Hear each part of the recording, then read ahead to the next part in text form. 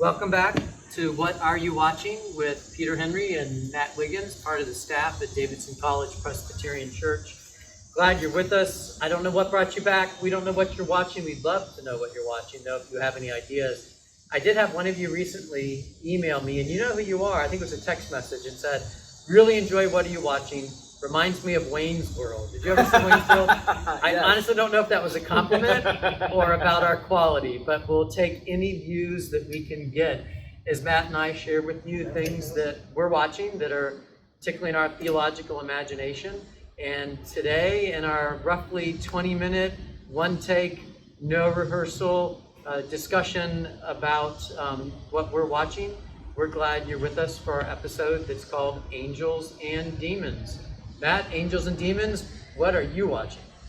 By the way, if you're watching this 20 years in the future and you're like, why are they recording outside with sound issues and sweating and all that? And weird locust? And this is the 17-year locust season, I think. Okay. So, and that's also the Klondike bar and the popsicle. But this is in the middle of the pandemic. That's why we're sitting so far apart. That's why we're outside. And, the only thing worse than a pandemic is having something spoiled that you don't want spoiled. So at this moment, if you haven't seen Good Omens and you're interested, or you haven't seen Hellboy and you're interested, hit pause. This will be here forever because it's going to be a theological classic group. I mean, like Karl Barth's work. What are you watching? I'm guessing. It'll be in all major seminaries in years to come. Yeah. So today, Angels and Demons, I'm going to be talking first about Hellboy. So Hellboy is a 2004 movie, but before that, it was a comic series created by Mike Mignola. The movie was written and directed by Guillermo del Toro, and it was recently rebooted in 2019 with the guy from Stranger Things. But this is actually Ron Perlman in the title role, who you might know from Beauty and the Beast. He's done lots of other great work. There's a sequel to this called Hellboy 2: The Golden Army. But Hellboy 1 is really kind of an encapsulation of like almost 10 years of stories and comic books that Mike Mignola created. And Hellboy is this weird mash of all sorts of different stuff. The movie starts off in World War II, and it's this occult thing happening in a war movie, and then it kind of switches to like a modern day, almost like a Men in Black kind of thing, paranormal investigation with the BPRD. And in the middle of it is this guy, Hellboy, Red, whatever you want to call him, who was a demon summoned in World War II, but he makes a choice that he's not going to follow the nurture or the nature path and kind of go after the nurture path. He has this father figure, Professor Broom, and that's why he files off his horns, but he still has, you can't really see it, it's this giant right hand of doom made out of stone. It's just, if that sounds really bizarre and wacky, that's because it is. Like, this movie is Guillermo del Toro's is a visual feast. Lots of crazy stuff. And then like at the center of it, it's this question of what makes us who we are. Are we who we are genetically disposed to be, or are we our choices?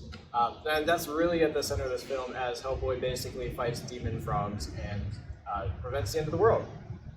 Well, does he in fact prevent the end of the world? He does, yeah. This which is a great tie-in to Good Omens, actually. And I caught you mid-bite, so I'll keep going for another second. But Hellboy is this great mishmash of kind of like Christianity as mythology. There's a lot of religious elements to it. Even in the comic books, Hellboy, a demon, is a Catholic, which is kind of crazy. And so there's religious iconography, but it melds it with the kind of mythology of H.P. Lovecraft, so like the Lovecraftian Gothic horror thing, which is where this kind of lives like the adventure, action, horror, Gothic kind of realm. So it's totally weird. When you mentioned Lovecraft, I think there's a new series out that's kind of an homage to him. Is it Welcome to Lovecraft? Yes. It is. Yeah. I've heard of so that. Very much a nod in his direction. Mm-hmm. So I'll let Matt eat some of his Klondike bar before it melts and tell you what I was watching for Angels and Demons, which is Good Omens. Ooh. There we go. And if Matt picks something that's that explores the question of are you your nature, are you nurture, and also deals with the end of the world and stopping it.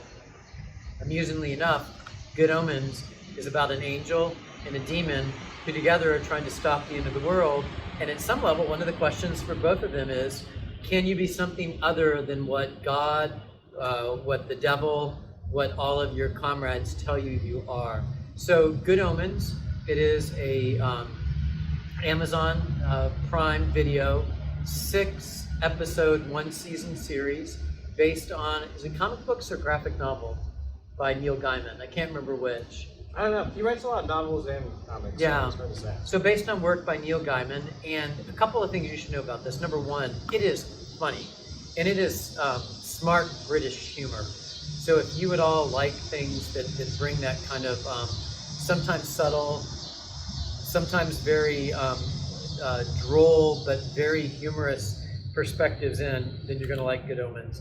It is also an interesting way of teasing out questions of theology that is both biblical, but then also theology that's a little bit more non-biblical. What do I mean by that? What I mean by that is a lot of us probably, when we think of heaven and hell, where the devil came from, fallen angels, all that kind of stuff, frankly, that is more shaped by John Milton's Paradise Lost than it is by Scripture. But with that said, Good Omens begins in the Garden of Eden, and it works its way all the way up to what is almost Armageddon. And along the way, these two angels, Aziraphale and Crowley, become friends. And along the way, they decide that they need to stop the end of the world because, frankly, they like the earth and they like humanity a little too much to give it all up. And and as part of their fighting it, they're also led to ask the question, is Armageddon as conceived by Beelzebub and Michael, the devil and the angel that are trying to instigate Armageddon, is that actually God's plan? And at one point at the end, this is a spoiler alert, right before they stop the end of the world, they're being invited to, they're asking this little boy, who is Satan's spawn, who's supposed to start the end of the world, to get it started already. And they're saying to him, it's the plan. It's the grand plan. And then all of a sudden, I think it's Aziraphale or Crowley stops and they look at Gabriel and Beelzebub and they say, you call it the grand plan, but that's not the same as God's ineffable plan. Do you know that your grand plan for Armageddon is actually God's ineffable plan for creation? And that's where they realize that Beelzebub and Michael don't actually know for sure what God intends. They've never asked any questions of God and of what they think the plan is. And that's another little sub-theme of Good Omens. What's the role of asking questions for what we think we know about God, what we think we know about God's plan for the world? And as a matter of fact, there's this poignant moment where Crowley is frustrated. He looks up to God and he says, all I ever did was ask questions. And for him, that's his fall, that he was willing to ask questions. And yet for Aziraphale and for Crowley, asking questions leads to saving creation, not ending it. Last little thing I love, they take the 4 writers of the Apocalypse and they transpose them to contemporary times. The writers of the Apocalypse are war and illness, right? Pollution and what's the other one? I haven't got that far. I can't remember right now. Okay, but I love particularly pollution as one of the 4 horsemen of the Apocalypse. I think Gaiman's asking us to look beyond biblical tropes and to look into things in which we're really seeing the end of the world and hell on earth already. And if I didn't say it already, they do stop the end of the world. And then now Aziraphale and Crowley have to live into their decision to question and to be something other than what everybody said. There's a great moment at the end where Crowley says, you can stay with me, because Aziraphale thinks his home has been burned down. And Aziraphale says, I don't think my side would like that. And Crowley says, we don't have any sides anymore. And this idea of making a break from what everybody tells you you have to be and the consequences. I wish there was a Good Omens too, but there's only 1 season, just those 6 episodes. So far, but I don't think they're making more. Oh, really? That's it? Yeah. I mean, I guess where do you go after the end of the world? Sure, yeah. Well, Matt, look, so we often try and throw in some scripture, like when you think about Hellboy, what's some of the scripture that is kind of echoed in Hellboy that comes to mind?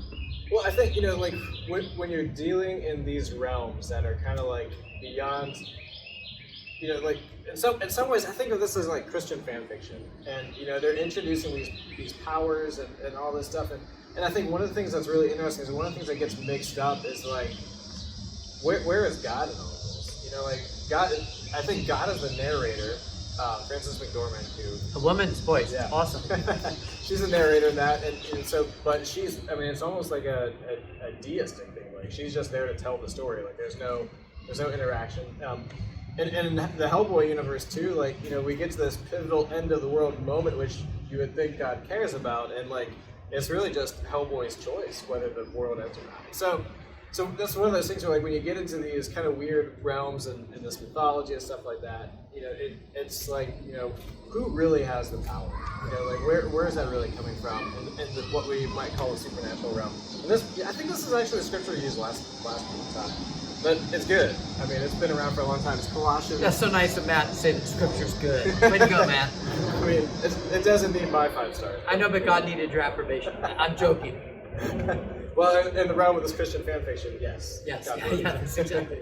But just as Christ is the visible image of the invisible God, he existed before anything was created and is supreme over all creation. For through him, God created everything in the heavenly realms and on earth. He made the things we can see and the things that we can't see, which is where these stories live, and what we can't see, which is really this one. Such as thrones, kingdoms, rulers, and authorities in the unseen world. Everything was created through him and for him. He existed before anything else, and he holds all creation together. Cool. I like it.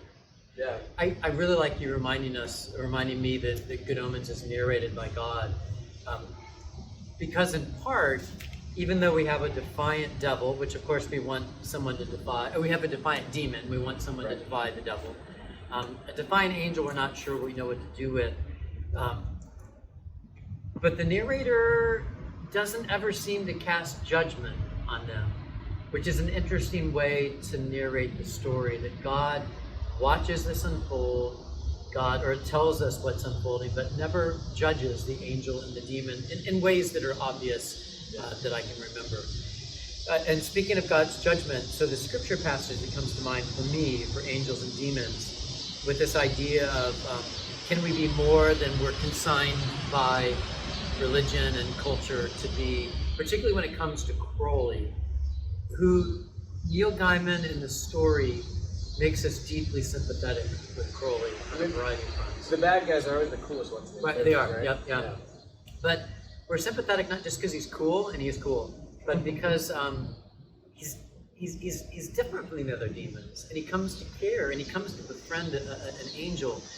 So it makes me think of a passage from 1 Peter, it might be chapter 4, I can't quite remember the exact citation of scripture, but it's a passage of scripture that most of us have never heard.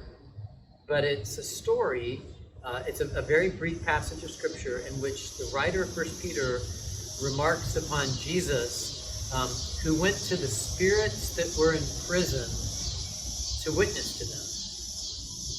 So it seems to intimate that people who died before Jesus, or who died in sin, that Jesus goes to visit them in hell.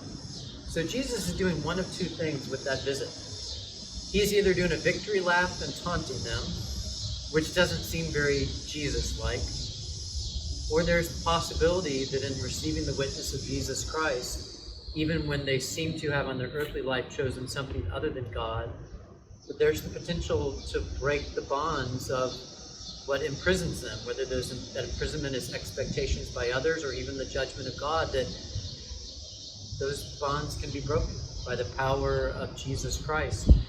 We would say in our Presbyterian tradition that it's an irresistible grace on the part of Jesus. And I think Good Omens and inviting us to be sympathetic to Crowley invites us to ask, maybe the irresistible grace is even for that demon who was a spirit in prison, but to whom, at some level, Jesus or God is witnessing. I don't know that Neil Gaiman would say that because he's not. I don't think he's writing from a Christian perspective. But I'm happy to read that right in there. At least ask the question. Anyway. And I think the same goes for Hellboy. It's all about that. There's at least a couple places in the movie where it talks about. We're just, is it where we start or where we end up? And it is making the case that there are choices in there, which is tricky territory for us as Presbyterians, let's be honest. Yep. We're the ones who kind of, fly the predestination flag, but man, that's a whole other podcast. Yeah. Well, and Matt and I should say, and maybe I already said this in the podcast, is we watched this movie and this series that talks about demons and angels and whatnot. I mean, it is true that in our Presbyterian Reformed tradition, we don't spill a lot of ink on hell, on demons, on the devil. I often joke and say, it's enough for me to learn and remember about Jesus and God's grace and God's goodness. I don't have time, and I don't want to waste brain cells on the devil and demons and hell. So I think maybe that's a little bit of the attraction for us, though, because we don't get much of it in our tradition. But other folks are having a little fun playing in the sandbox, so to speak. It's nice to see what they do with it. All right, so out of 5, out of 10, what are you going to rank this for our viewers? I don't know. We've been doing 10 lately. Right. Yeah. Yeah. Okay. Let's stick with 10. Okay. So Hellboy, I think it's a ton of fun. Like it's not a movie that is maybe it's not necessarily a deeply intellectual. I mean, this and The Fountain are miles apart. Yeah. But it's a ton of fun, and it's just big, goofy red guy, chasing frogs around subway tunnels and stuff like that.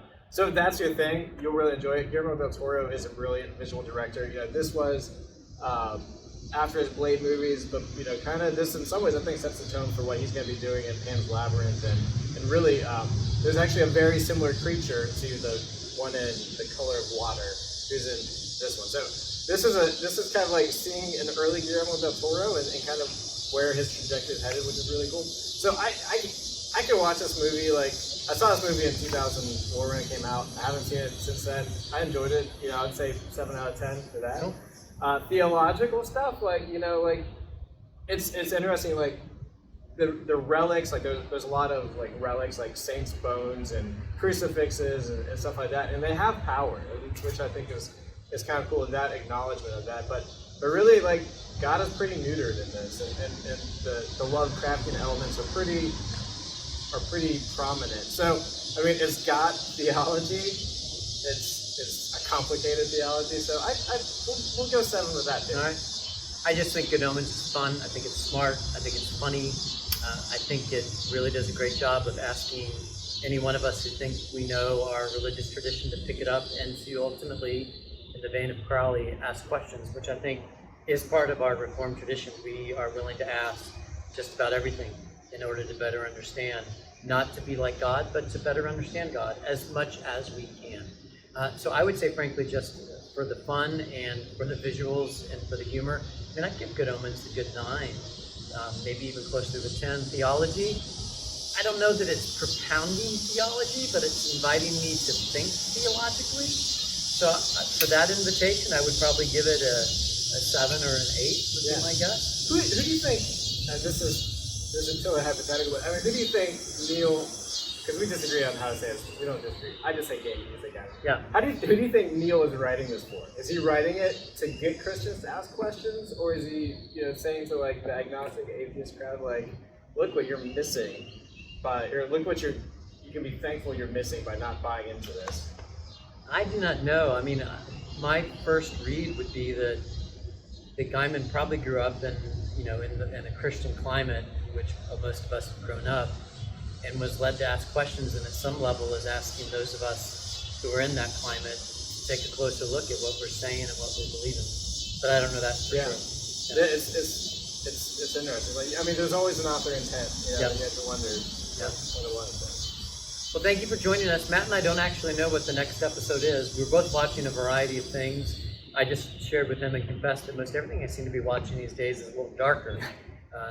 So I'm going to see if I can't find something a little lighter. We're still trying to decide if we're going to do a Tolkien Lewis episode or not. I think we need to wait till September or October. Okay, and we are still contemplating the What Are You Not Watching episode, things that are cringeworthy and painful. Or, what are you not watching? College football. Yeah. That's where we are this week.